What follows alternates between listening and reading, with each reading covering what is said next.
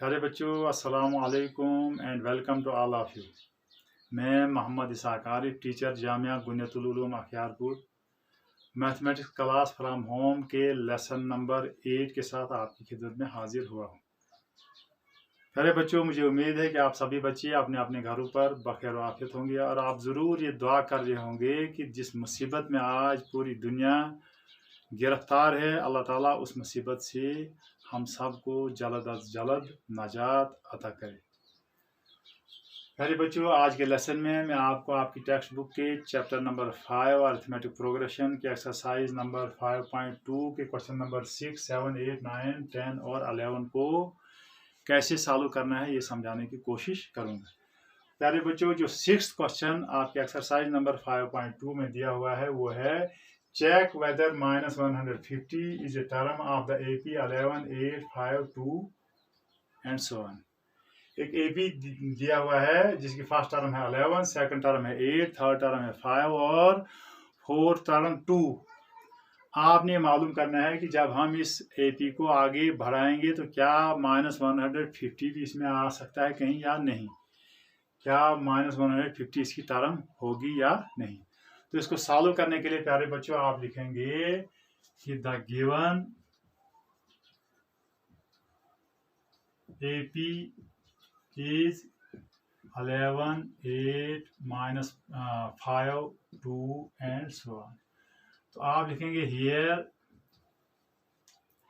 A the first term is equal to 11, D the common difference is equal to 2 minus 5 या 5 minus 8 या 8 minus 11।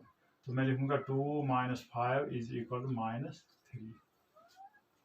अब हम लिखेंगे let if possible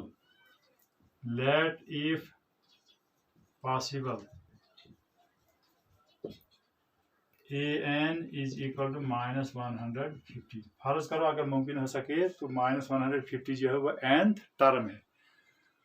प्यारे बच्चों, आपको फार्मूला याद होगा कि an nth टर्म मालूम करने का कि an is equal to a plus n minus 1 into d। So we have to replace an with a plus n minus 1 into d, so which implies to a plus n minus 1 into d। इसकी जगह हमने an की जगह ये लिखा is equal to -150। प्यारे बच्चों, आपको याद होगा कि nth टर्म मालूम करने के लिए अरिथमेटिक प्रोग्रेशन में कौन सा फार्मूला इस्तेमाल किया जाता है।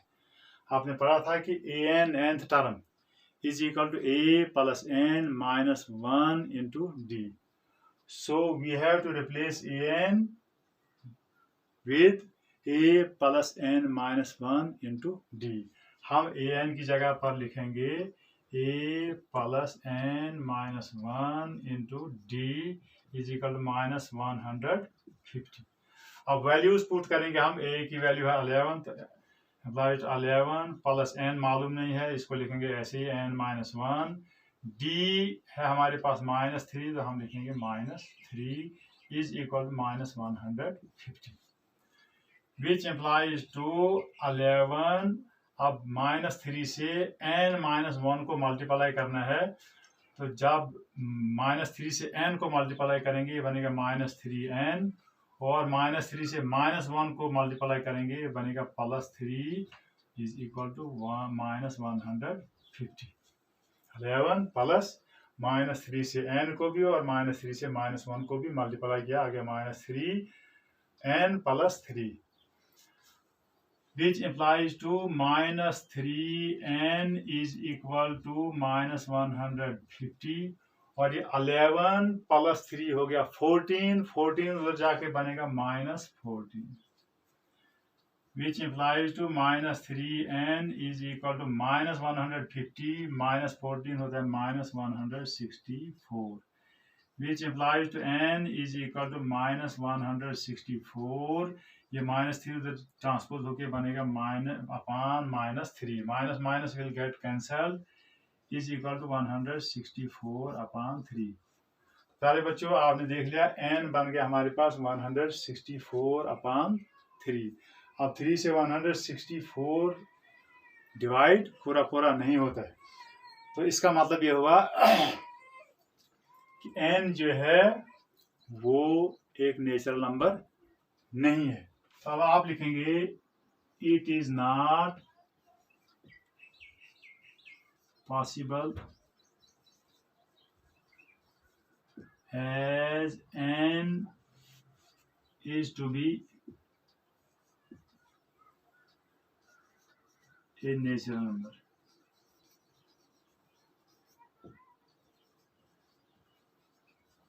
ये मुमकिन नहीं है क्योंकि n होना चाहिए हमारे पास, n हमारे पास होना चाहिए नेचुरल नंबर। तो 164/3 नेचुरल नंबर नहीं है। तो इसका मतलब हुआ कि -150 इस AP की टर्म नहीं है। तो आप लिखेंगे therefore -150 is not a term of the given AP। ये इस गिवन AP की टर्म नहीं। प्यारे बच्चों, जो 7th क्वेश्चन दिया हुआ है एक्सरसाइज नंबर 5.2 में, वो है find the 31st term of an AP whose 11th term is 38 and 16th term is 73। एक AP की 11th टर्म है 38 और 16th टर्म है 73। फर्स्ट टर्म हमें मालूम नहीं है, तो हमने मालूम करना है 31st टर्म। प्यारे बच्चों, आपको मालूम है कि कोई भी टर्म मालूम करनी हो तो हमारे पास जो मिनिमम रिक्वायरमेंट होती है वो ये है कि हमें A भी मालूम होना चाहिए और D भी मालूम होना चाहिए। यहाँ पर हमारे पास दिया हुआ 11th टर्म है 38 और 16th टर्म है 73। इनसे हम A और D मालूम करके हम फिर 31st टर्म निकाल सकते हैं। तो हम लिखेंगे here A11th term is equal to 38 and A16 यानी 16th term is equal to 73, which implies to, अब हम लिखेंगे, हमें मालूम है A11 होता है A + 10D। A11 की जगह लिखा हमने A + 10D is equal to 38, इसको लिखेंगे फर्स्ट। एंड A16 की जगह लिखेंगे हम A + 15D is equal to 73, इसको लिखेंगे सेकंड। अब हमारे पास बन गया सिस्टम ऑफ इक्वेशंस। हम इसको सॉल्व करेंगे। हम लिखेंगे सब्ट्रैक्टिंग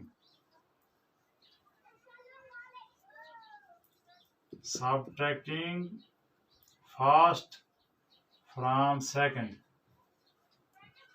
वी गेट, फर्स्ट को हम सेकंड में से सब्ट्रैक्ट करेंगे, A - A हो गया खत्म, 15D - 10D हो गया 5D इज इक्वल टू 73 - 38 है। 73 में से सब्ट्रैक्ट करना है 38, 13 - 8 इज इक्वल टू 5 और 6 - 3 is equal to 3।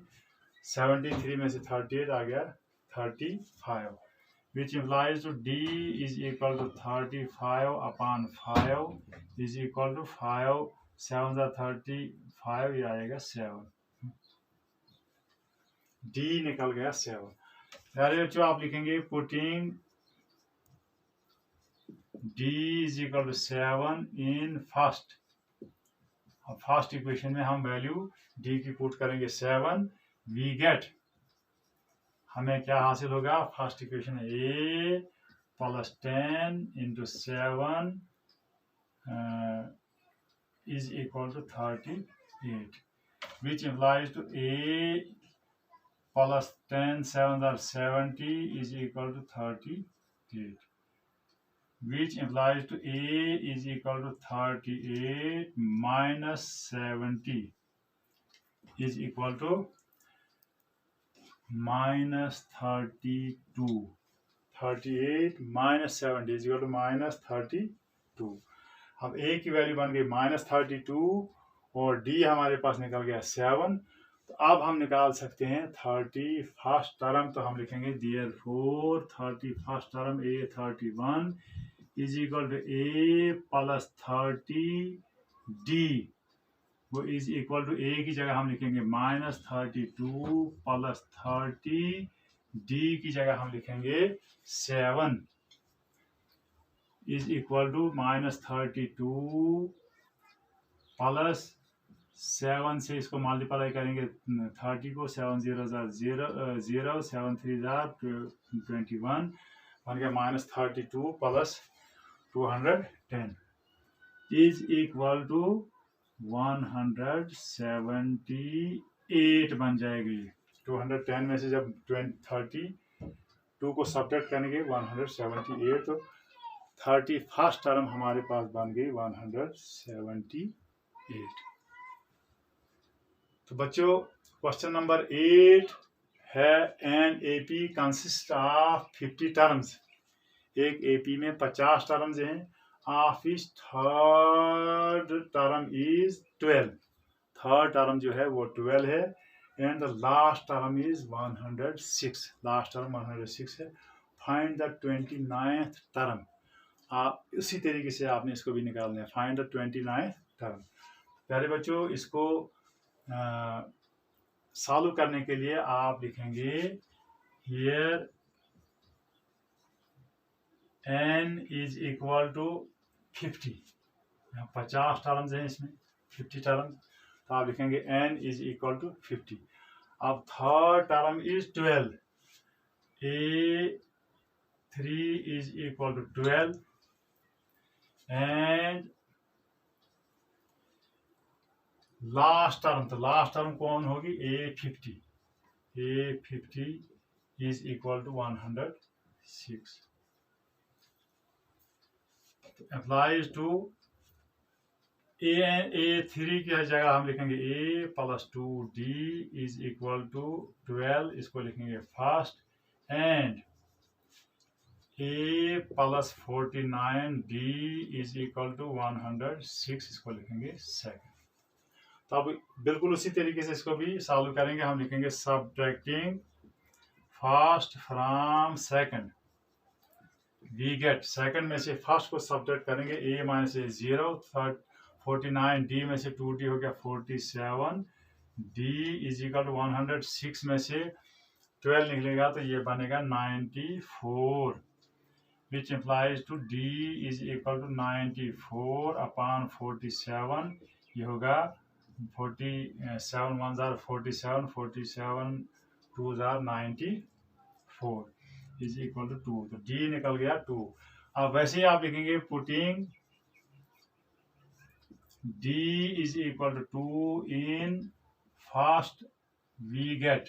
First equation में d की वैल्यू हम 2 डाल देंगे तो हम लिखेंगे a plus 2 into 2 is equal to 12, which implies to a plus 2 to the 4 is equal to 12, which implies to a is equal to 12 minus 4 is equal to 12 minus 4 is equal to 8।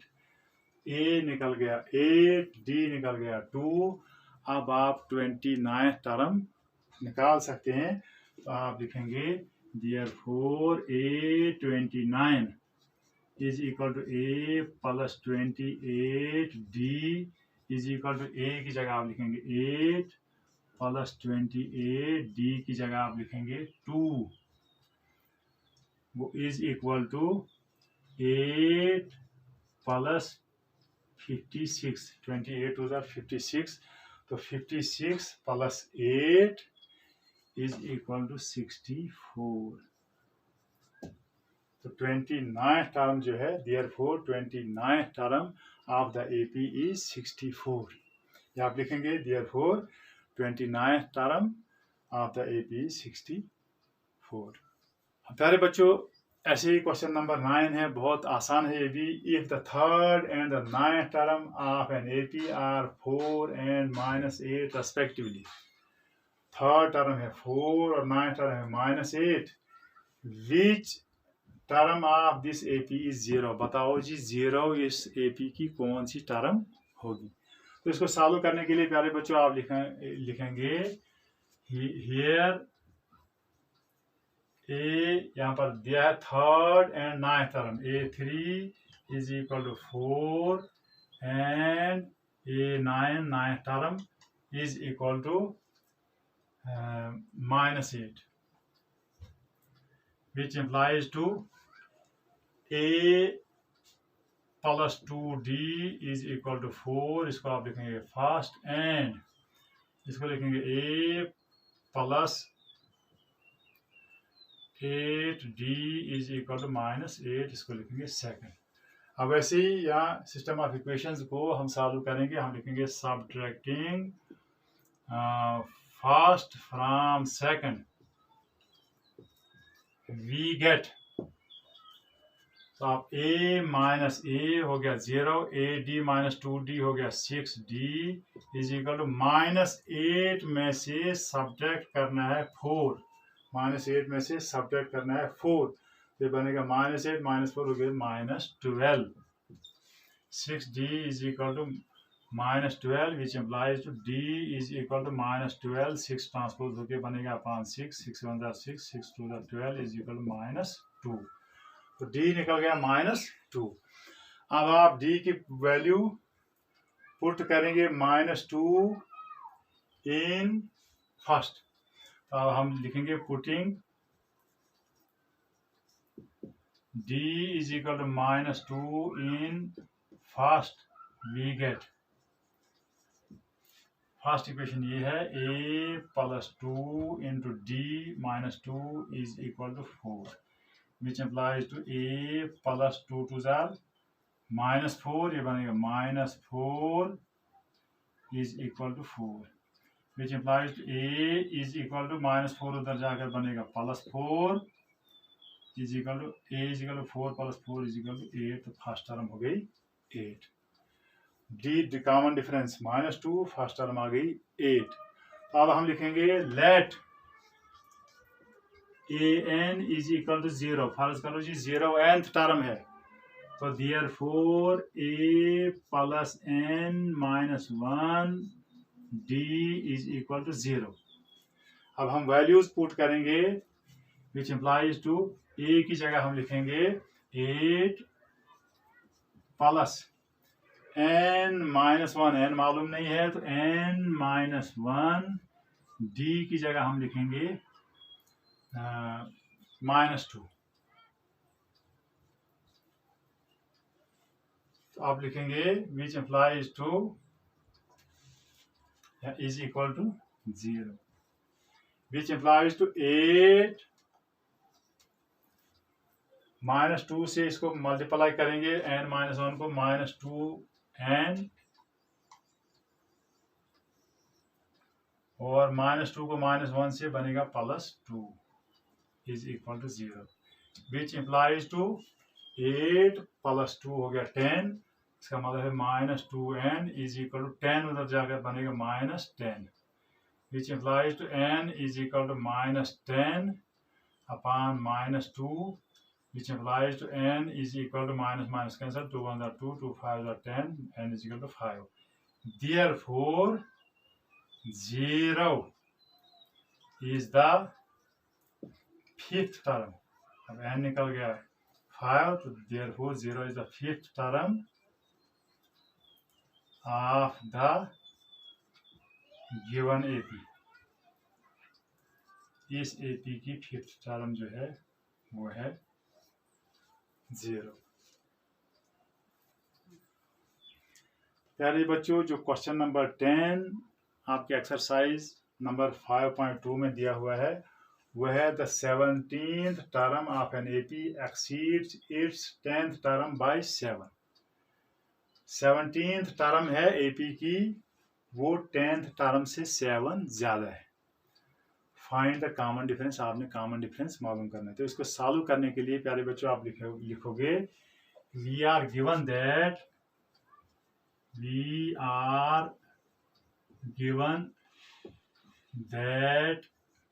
हमारे पास दिया हुआ है कि 17th term A17 is equal to 10th term से ज्यादा है ये, या तो इसमें से सब्ट्रैक्ट करेंगे 10 बनेगा इसके 7 बनेगा इसके बराबर, या इसमें प्लस करेंगे 7, तो ये दोनों साइडें बराबर हो जाएंगी। तो हमने लिखा A17 is equal to A10 + 7, तो which implies to a plus 16d, क्योंकि ए 17 होता है, a plus 16d is equal to a 10 होता है a plus 9d plus 7, which implies to ये ए इधर जाकर बनेगा माइनस ए प्लस 16d, ये 9d इधर जाकर बनेगा माइनस 9d, उधर से रह गया 7, which implies to a minus a खत्म, 16d माइनस 9d हो गया 7d is equal to 7, which implies to d is equal to 7/7 is equal to 1, d निकल गया हमारे पास 1। तो यही प्यारे बच्चों हमने लिखना था कि कॉमन डिफरेंस इस एपी का क्या होगा। प्यारे बच्चों जो 11th क्वेश्चन एक्सरसाइज नंबर 5.2 में दिया हुआ है वो है विच term of an AP 3, 5, 27, 39 will be 132 more than it's 54th term. एक एपी है जिसकी फर्स्ट टर्म 3 है, सेकंड टर्म 15 है, थर्ड टर्म 27 है, फोर्थ टर्म 39 है। आपने ये बताना है कि कौन सी टर्म इस एपी की 54th टर्म से 132 ज्यादा होगी। प्यारे बच्चों इसको सॉल्व करने के लिए आप लिखेंगे the given AP is 3, 15, 27, 39 and so on. तो आप लिखेंगे here A the first term is equal to 3, D the common difference is equal to 15 minus 3 is equal to 12. तो therefore A 54 यानी 54th टर्म क्या होगी हमारे पास A plus 53D which is equal to 3 plus 53D की वैल्यू है 12 which is equal to 3 plus 12 से 53 को मल्टीप्लाई करेंगे, 12 3 are 36, 3 5 12 5 are 60, 60 and 3 63 which is equal to 666 में 3 ऐड करेंगे बनेगा 639। प्यारे बच्चों अब आप लिखेंगे लेट ए एन, फर्ज करो जी nth टर्म है जो 54th टर्म से, ये 54 से 132 ज्यादा है, तो 54th टर्म में 132 ऐड करेंगे तो ये बनेगा इसके बराबर, which implies to a n is equal to a 54 आ गया हमारे पास 639 plus 132 which implies to an is equal to 9 and 2 11, 3 and 3 6 and 1 7, 6 and 1 7, 771। तो आप रिप्लेस करेंगे इसको, आपको मालूम है an होता है a plus n minus 1 d is equal to 771।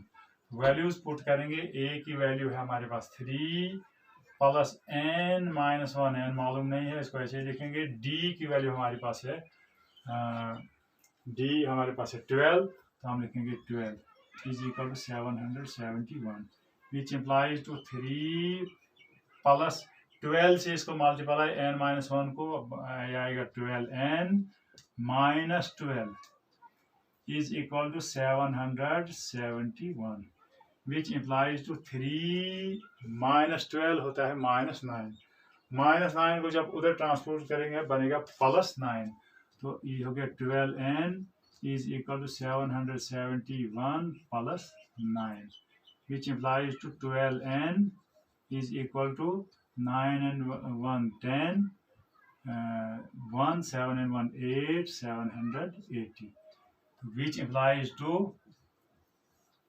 n is equal to 780 upon ये 12 ट्रांसपोज होकर उधर बनेगा upon 12 which implies to n is equal to, और 12 से जब हम इसको डिवाइड करेंगे 12 1s are 12, 12 6s are 72 यहाँ बच गया हमारे पास 6 बन गया 60, 12 5 are 60, n is equal to 65। तो प्यारे बच्चों अब आप लिखोगे देयरफॉर 65th term